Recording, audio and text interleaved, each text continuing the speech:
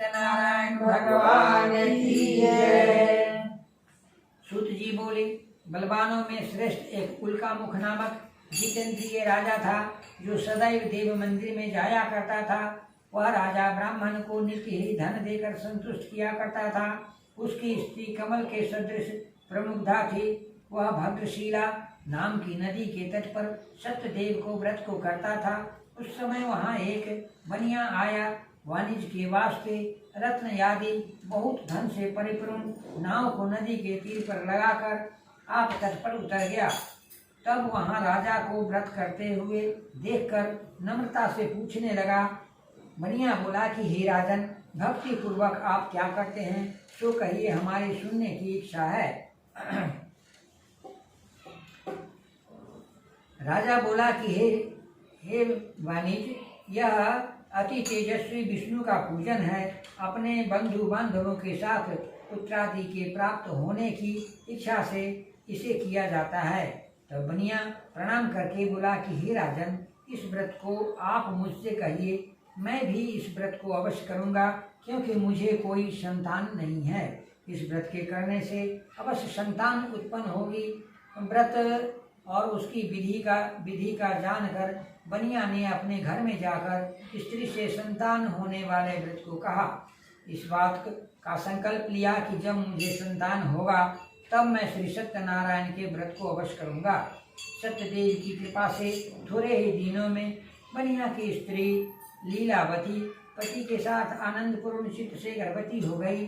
तत्पश्चात 10वें माह में धर्मपरायण सती लीलावती के गर्भ से अति निर्मल एक कन्या का जन्म लिया, और वह कन्या दिनों दिन शुक्ल पक्ष के चंद्रमा की ज्योति के समान बढ़ने लगी।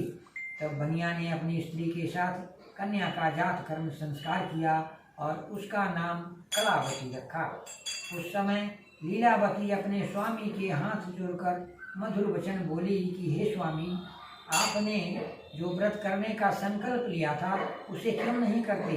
बनिया बोला कि हे प्रिय, उस व्रत को मैं इसके विवाह के समय अवश्य करूँगा। इस प्रकार अपनी स्त्री को समझाकर बनिया वहाँ से नगर के प्रति चला गया। इधर कलावती पिता के घर नित्य बढ़ने लगी।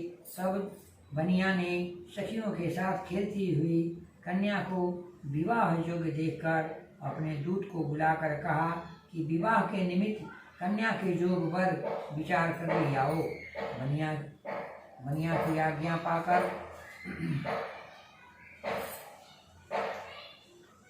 दूत कंचन कलकत्ता नामक शहर में गया। उस नगर में श्रेष्ठ बनिए के पुत्र को साथ लेकर बनिया के पास आया। वह सुंदर गुणयुक्त लड़के को देखकर जाति के सहित प्रसन्न चित्त से कन्या का विवाह विधि विधान से बनिक पुत्र के साथ कर दिया, और भाग्यवश विवाह के समय भी उस व्रत को करना बनिया भूल गया। तब सत्यनारायण अत्यंत क्रोधित हुए एवं कुछ दिन के बाद अपने कर में अत्यंत चतुर साहूकार व्यापार की इच्छा से अपने दामाद के साथ लेकर समुद्र के निकट रत्नासारपुर मुंबई नगर में जाकर व्यापार करने लगा। उसी समय सत्यनारायण स्वामी ने बनिया को प्रतिज्ञा से भ्रष्ट देखकर श्राप दिया कि तेरे ऊपर बड़ा भारी कठिन दुख पड़ेगा। उसी दिन चोरों ने राजा के धन को चुराया और अपने पीछे देखते हुए बनिया की ओर गए। दौड़ते हुए राजा के दूत को आते देखकर मन में डर के अपने धन को वहाँ ही रखकर आप छिप गया। राजा के दूत ने बनिया के निकट आकर राजा के धन को उसके समीप देखा तो बनिया को बांधकर आनंदचित होकर राजा के निकट ले जाकर बोले कि हे राजन, इन दोनों चोरों को लाए हैं, आज्ञा दीजिए क्या करें। राजा ने बनिया को देखकर जेल भेजने की आज्ञा दे दी। तत्पश्चात दूतों ने खूब मजबूती से के साथ दोनों बनिया को बंदी गृह में बंद कर दिया। इति श्री सत्यनारायण व्रत कथा चतुर्थोध्याय समाप्त। बोलिए श्री सत्यनारायण भगवान की जय। श्रीमन्नारायण नारायण नारायण।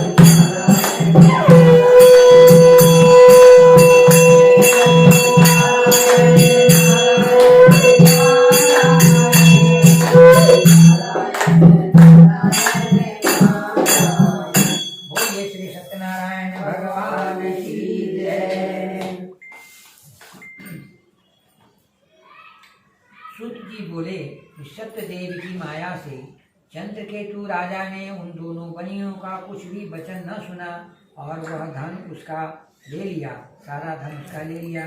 इधर सत्यनारायण के हिसाब से बनिया और बनिया के दामाद में स्त्रियां बड़ी दुखी हो गई। चोरों ने घर का धन भी चुरा लिया।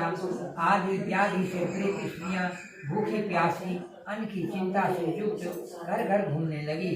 इसी प्रकार कलावती कन्या भी नित्य इधर उधर घूमने लगी।